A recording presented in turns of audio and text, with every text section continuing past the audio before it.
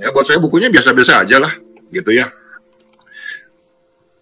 Yang ingin saya terangkan yang pertama itu tanya bahwa buku ini dibahas dalam ilmu nasab, ilmu fikih, ilmu sejarah, ya kan begitu. Sebetulnya ini kan sudah saya siapkan untuk materi nanti seminar saya itu akhir bulan nanti di Jawa Timur. Tadinya 9 bab, sekarang saya lengkapi jadi 14 bab. Jadi sudah diantisipasi, bahkan sudah diketik. Selesai sudah dari minggu kemarin apa yang sebetulnya ditanyakan tadi itu ya, dibahas secara ilmu fikih, ilmu sejarah, dan ilmu nasab. Itu sudah dijawab sebetulnya.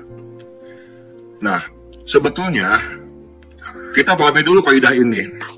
Yang pertama, kullu tarihin yahtaju ila rawi wal akhbaril lati yahmiluha bit tatabi'i. Semua riwayat membutuhkan perawi dan berita yang dibawanya bit tatabi'i secara estafet. Jadi, ilmu apapun, mau ilmu sejarah, mau ilmu nasab, mau ilmu sekarang fikih, mau ilmu biologi, ilmu matematika, ilmu sosiologi, filologi, semuanya butuh perawi. Jadi semua ilmu butuh perawi dan berita yang dibawanya. Berita tapi secara estafet ini kaidahnya sebentar. Ya, yang harus kita pahami dulu. Secara estafet. Nah, sebelum saya menerangkan jauh lebih lanjut, saya ingin pertama menjawab dulu tadi dari Romo Kiai Haji Sukron Makmun yang mengatakan bahwa nasab Alawi ini sudah selesai dengan adanya ijma ulama Ahlussunnah wal Jamaah. Yang ingin saya tanyakan kepada Romo Kiai, siapa nama ulamanya? 2, di zaman siapa? 3, dalam kitab apa disebutkan bahwa sekarang semua ulama Ahlussunnah wal Jamaah sudah bersepakat akan nasab Alawi? Itu perlu dijawab oleh Romo Kiai. Kemudian yang ingin saya terangkan selanjutnya adalah ini kan semua ilmu, semua itu tidak ada. Semua golongan, semua madhab memahami agama Islam hanya berdasarkan satu jalan, itu jalan riwayat. Nggak lebih, nggak kurang. Sekarang kita pahami dulu apa yang disebut dengan riwayat. Riwayat adalah cerita yang turun-temurun atau sejarah. Lalu turun-temurun itu apa? Sesuatu yang dilakukan terus-menerus dari zaman terdahulu sampai saat ini atau sekarang. Dikatakan juga bahwa sesuatu yang bersifat mewarisi dari satu orang kepada keturunannya atau kepada yang berhak menerimanya.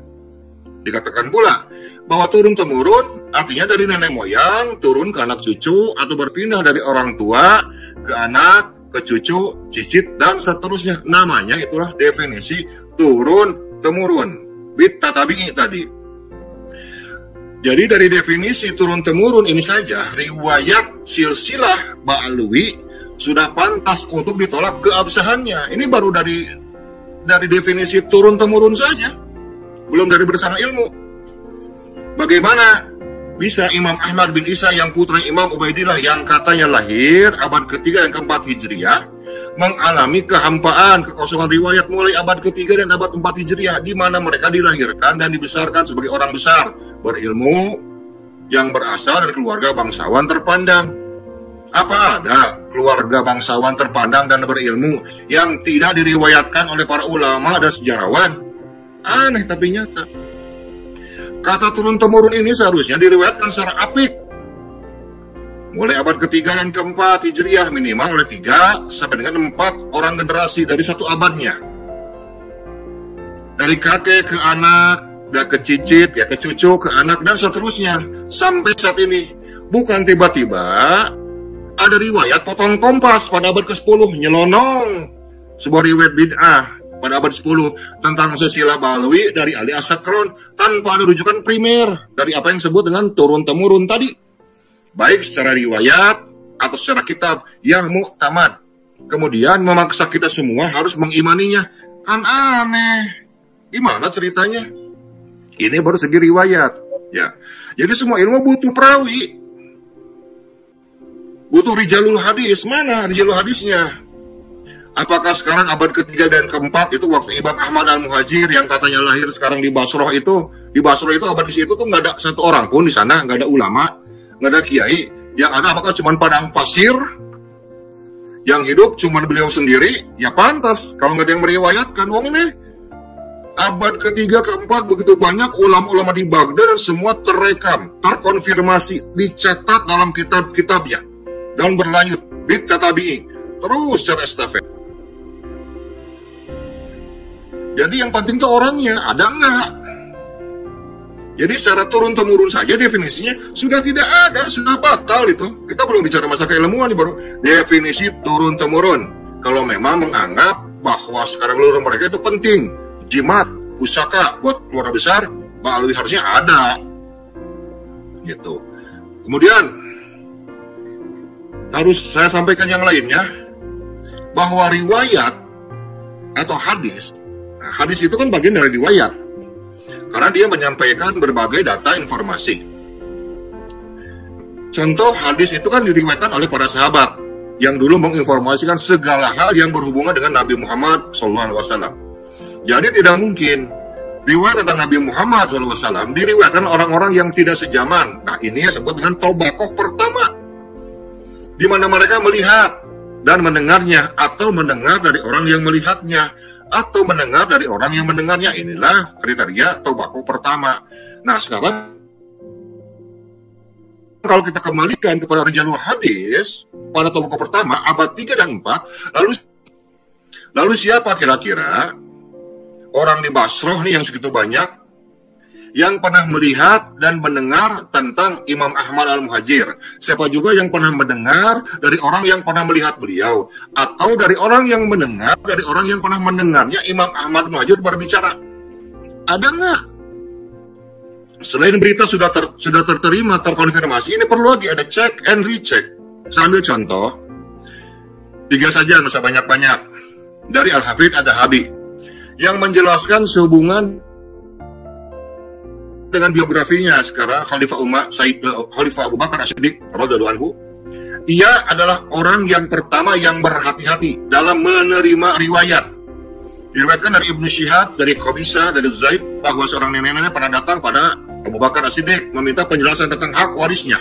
Beliau berkata, tidak, saya tidak mendapatkan suatu keterangan pun dalam Al-Quran tentang hukum itu, dan saya tidak tahu apakah Rasulullah SAW pernah menentukan masalah seumpama ini. Kemudian beliau bertanya kepada para sahabat, maka berdirilah Mughirah sudah berkata, saya melihat Rasulullah SAW memberikan hak untuk nenek-nenek itu adalah 1/6. Kemudian Abu Bakar As-Siddiq bertanya, adakah selain engkau yang menyaksikannya? Jadi ada syawahid, ada saksi. Mughirah berkata, Muhammad bin Maslamah menyaksikan hal yang sama. Kemudian Abu Bakar As-Siddiq memberikan haknya yang 1/6. Ini satu riwayat. Yang kedua, masih juga dari Al-Hafidh Adz-Dzahabi yang menjelaskan tentang biografi sekarang Khalifah Umar bin Khattab radhiyallahu anhu. Beliau adalah orang yang merintis ketelitian dalam menerima riwayat, dan seringkali beliau tawakuf, maksudnya tidak langsung menerima dan juga tidak langsung menolak terhadap hadis yang hanya diriwayatkan oleh seorang apabila ia ragu. Diriwayatkan dari Al-Juhairi, dari Sa'id bin Ilyas, dari Abu Nadrah, dari Abu Sa'id Al-Khudri, bahwa Abu Musa Al-Asy'ari pernah mengucapkan salam 3 kali di depan pintu Umar bin Khattab. Tetapi ia tidak mendapat jawaban, lantas ia pulang. Lalu Umar mengejarnya berkata, wahai Abu Musa, mengapa engkau pulang? Abu Musa kemudian menoleh dan berkata, saya mendengar bahwa Rasulullah SAW bersabda, idza salama ahadukum salasan falam yujab fayarji. Jika kamu memberi salam sebanyak 3 kali, lalu tidak mendapatkan jawaban, maka pulanglah. Kemudian Khalifah Umar berkata, harus kau datangkan saksi atau kau akan kuhajar. Kemudian Abu Musa datang pada sahabat yang lain dengan wajah pucat. Kemudian ketika para sahabat yang lain sedang duduk-duduk, kemudian mereka bertanya, wahai sahabatku, ada apa gerakan yang terjadi? Kemudian Abu Musa menceritakan yang terjadi tadi.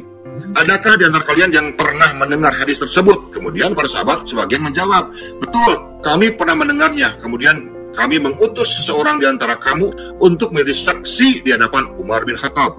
Yang terakhir, yang ketiga, masih dari Al-Hafidh Adz-Dzahabi yang mengatakan bahwa sehubungan dengan penjelasan biografi Sayyidina Ali bin Abi Thalib radhiyallahu anhu, beliau adalah seorang imam yang alim dan teliti dalam menerima hadis sehingga mengambil sumpah dari setiap orang yang meriwayatkan hadis kepadanya. Ini adalah contoh betapa mereka sangat waspada, hati-hati, dan teliti dalam menerima setiap riwayat yang mereka terima. Padahal mereka adalah generasi terbaik, murid-murid utama Nabi Muhammad SAW, sesama pejuang, pembela, dan penyebar agama Islam. Bagaimana bisa orang-orang yang datang belakangan, yang tidak mengikuti, mencontoh metodologi para sahabat ini, tiba-tiba harus kita percaya dan harus kita imani. Padahal dalam hadis Nabi Muhammad SAW sudah menyatakan pada kita, man ya'ish minkum yara ba'di tilafan kathiran fa'alaikum bis sunnati wa sunnati khulafir rasyidin al mahdiyyin min ba'di wa da'u 'alaiha bin nawajib. Barang siapa yang tinggal di antara kalian melihat setelahku perselisihan yang banyak, maka ditetapkan bagi kalian berpegang kepada sunnahku dan sunnahnya khulafir rasyidin yang telah mendapatkan petunjuk dariku, dan gigitlah kuat-kuat dengan geraham kalian. Jadi yang mengikuti sunnah Khulafaur Rasyidin itu bukan hanya praktek fikih saja, termasuk juga seperti yang tadi, ketelitian, kewaspadaan, kehati-hatian, ya waspada, teliti dalam menerima semua riwayat. Ini diajarkan dalam agama Islam untuk menerima riwayat, untuk berhati-hati, tidak gegabah. Ini orang yang sejaman. Mereka tobakoh pertama, meminta petunjuk, bantuan kepada sahabat yang lain yang sama-sama tobakoh juga, yang sama-sama hidup sejaman. Karena itu, bid'ah tabi'i, turun-temurun itu butuh tatabi'i, ya butuh secara estafet. Lalu siapa sekarang yang menjadi sandaran pertama, tobakoh pertama di abad ketiga dan keempat, riwayat tentang keabsahan sekarang Nasab Alawi ini siapa sebetulnya? Kok tiba-tiba sekarang muncul, sekarang abad ke-10? Bahkan setelah saya lihat ini dari daftar isinya saja, ini udah keliru. Ini saya bilang, ini saking bingung, mungkin super panik. Di sini pasal 2, isbat para sahabat non-Balawi terhadap nasab Sadah Balawi. Al-Sabah Muhammad Khazim bin Abil Futuh, abad 9. Kemudian Asy'id Muhammad bin Husain Al-Husaini, abad ke-10. Kemudian Said bin As-Sukdum, ini abad ke-11. Kemudian Al-Alama Nasabah Al-Alama Muhammad bin Abdullah bin Musyadi, ini abad ke-11. Kemudian Hafid Murtado Az-Zabidi, ini nggak pakai abad. Kemudian Syekh Arif Al-Ubaidili, kemudian Abdullah Ahmad Battalib, abad ke-13. Ini acak-acakan ini. Kalau mau bikin jalur hadis yang bagus, harusnya dimulai dari abad ke-3, 3, 4, 5, 6 terus. Karena bid'ah tabi'iyah harus secara estafet, nggak bisa acak-acakan kayak begini. Tidak bisa sekarang. Tobakoh ke-1, itu kan tobakoh 1, 3 sampai 4 perawi. Ya, sekarang satu tobakoh, 1 abad itu 3, 4 perawi. Ini dari tadi tuh, kakek, anak, cucu, sama cicit. Ya, sekarang kalau misalnya sampai abad ke-10 ada 6 abad, berarti 6 abad dikali 4 harusnya ada 24 perawi silsilah. Ada 24 rijalul hadis yang menyatakan tentang keabsahan tentang nasab Alawi. Bom sekarang selama 5 abad aja nggak ada. Kok tiba-tiba sekarang Kopas tiba-tiba muncul, sekarang ada nasab yang baru dan menyatakan maksa soheh dari mana? Ini tidak menggunakan sunnahnya Nabi dan sunnahnya para sahabat yang tadi dalam menerima riwayat, kehati-hatian, waspada dan teliti. Ini mah sembrono. Ya, jadi jauhlah dari sunnah Nabi, jauh itu. Bukan kayak begitu kok cara sekarang menetapkan sebuah riwayat berdasarkan sekarang periwayat hadis, berdasarkan rijalul hadis. Itu harus beruntun, harus nyambung. Jadi nggak bisa main potong kompas enaknya, nggak bisa.